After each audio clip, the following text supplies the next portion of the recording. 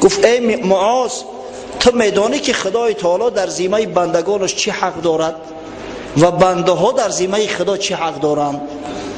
حضرت معاذ میگه گفتم الله و رسوله اعلم، خدا و پیغمبر داناتر است. این عادت صحابه پیغمبر بود. یعنی سوالش میکنن میگه خدا و پیغمبر داناتر است.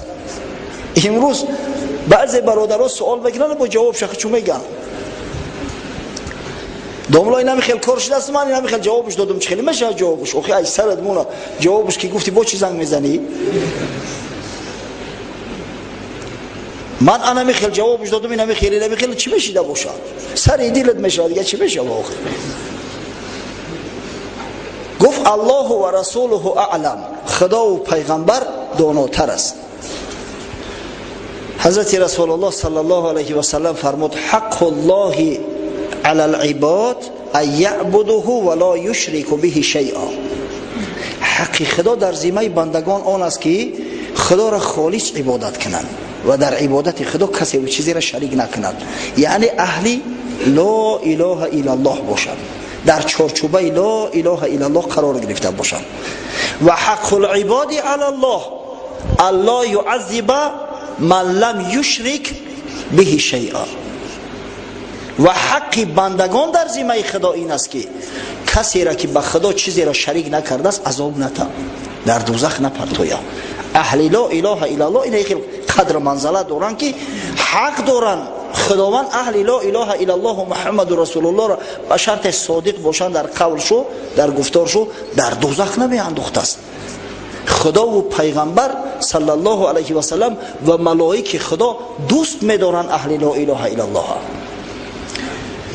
فقیه ابی لیث سمرقندی در بستان العارفینش روایت میکنه، میگه 7 کلمه است که هر کسی که همین 7 کلمه را مکرر دائم ذکر کند او محب خدا و محب ملائکه است.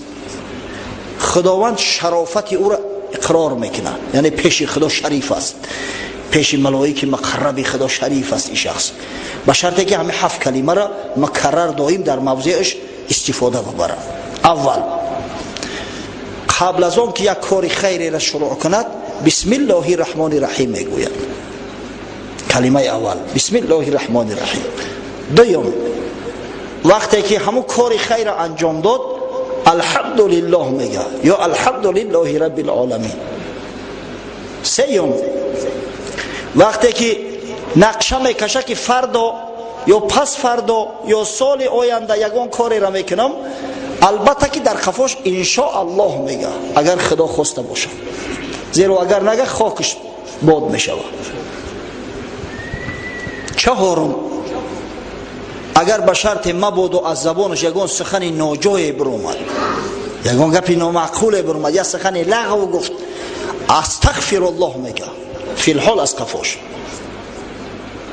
پنجم وقتی یک کاری مکروهی را دید، یک کاری ناجایزی را دید، یک حول و ترسی را دید لا حول ولا قوة الا بالله العلی العظیم میگه. ششم وقتی که مصیبت به سرش آمد یا به سر یک نفر همسایه و خویش اقرباش آمد یا یک نفر دوستش آمد کلمه استرجاع به زبان میراند انا لله و انا الیه راجعون. و هفتم که کامل کننده همه این شش است، همیشه شب و روز دائما لا اله الا الله محمد رسول الله ذکر میکنه. این شخص پیش خدا و پیش پیغمبر و پیش ملائکه های خدا محبوب است و شخص شریف دانسته می شود. شریف یعنی عزیز، با آبرو، سید، آدم با عزت با عظمت دانسته می شود به خاطر لا اله الا الله محمد رسول الله گفتنش.